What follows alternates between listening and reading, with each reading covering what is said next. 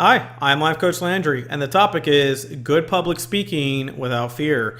Fear of public speaking can often be something that can be debilitating for a lot of people, but once you get used to it and you practice some things I'm going to give you to outline, it'll be a lot easier for you, and you'll lose some of that anxiety and angst that you have right before you talk. Everybody's probably going to feel a tad nervous the first couple times you start to even use my outline, but once you've done it a couple times and you've been at a couple events, it'll start to fly by you.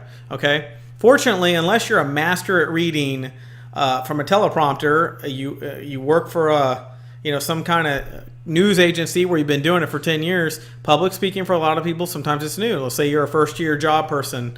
Let's say you've decided to move into a position that like sales that requires you to talk more in person and present. It can be daunting at first, but it's actually pretty simple.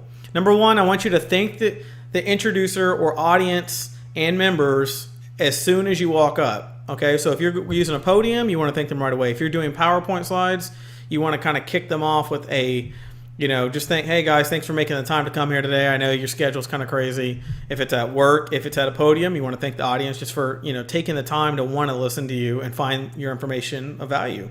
Okay. Number two, and this is optional, but I think it's a good thing to do.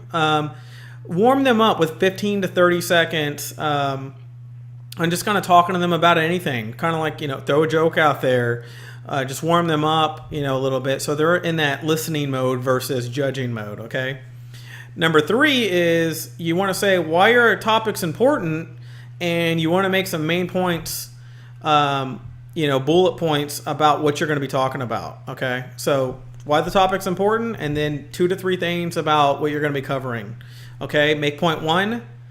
Number 4, make point 1 using a statistic or something concrete so the audience can relate to steady research, strong information.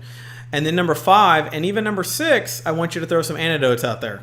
Okay, just throw them out there and just let them kind of float in there, and the people will start relating to what you're saying. After that, number 7, I want you to summarize your points to them again, okay? And this is about 2 to 3 minutes in between each one of these steps you should be going. This will turn into about a 25 to 21 minute speech, okay? And then after you've summarized your points, I want you to kind of issue a call to action, okay? And then number 9, I want you to drop another anecdote, but an inspiring anecdote. Okay. Of course, every talk's different, but that sample outline should give you some ideas. Just to recap, number 1, thank the introducer and audience. Number 2, tell a 15 to 30 second anecdote gleaned from talking with the audience members, before you got up there. And I'll get into a little bit of that in a second. And number 3, why is your topic important? And a few main points about that you'll be making. And then number 4 and number 5 and number 6, make your point statistic. Make a point anecdote. Make a point statistic or an anecdote again. Number 7, summarize. Number 8, issue call into action. Number 9, drop an inspiring anecdote on them. Okay. Now you can use PowerPoints. You can use Power Slides. Everybody uses different forms to present with. Just remember though that if you want your focus on you when you talk, then you want to print something out and hand it to the audience while you talk. If you want them to focus on information and not you speaking per se, then you want something behind you like a PowerPoint. A lot of people usually don't understand how to get them to listen to you or look at the information. If you want them to pay attention to you personally, hand them something in the audience. If you want them to pay attention to information and not you specifically talking, use a PowerPoint, okay?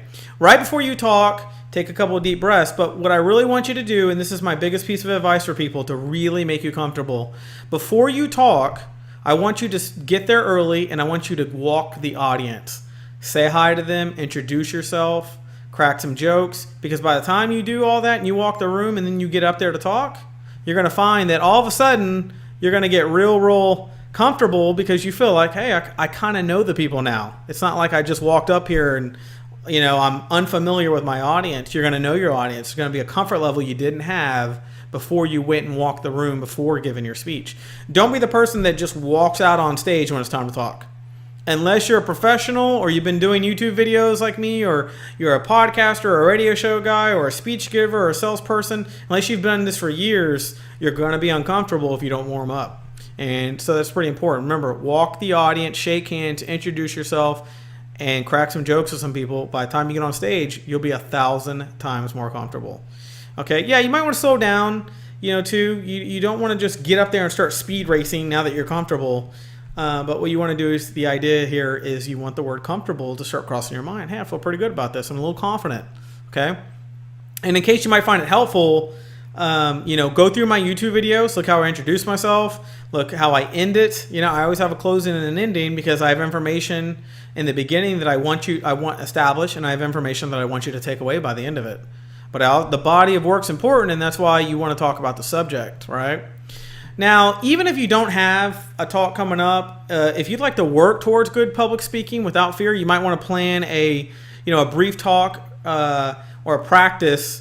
You can obviously work with me if you want to, but I always advise people, do a couple on yourself, recording yourself, and then get with a friend and give a short 10-minute speech to a friend and let them critique you a little bit, because you're not going to take the criticism too hard, and you're comfortable with making mistakes in front of friends. At least you should be.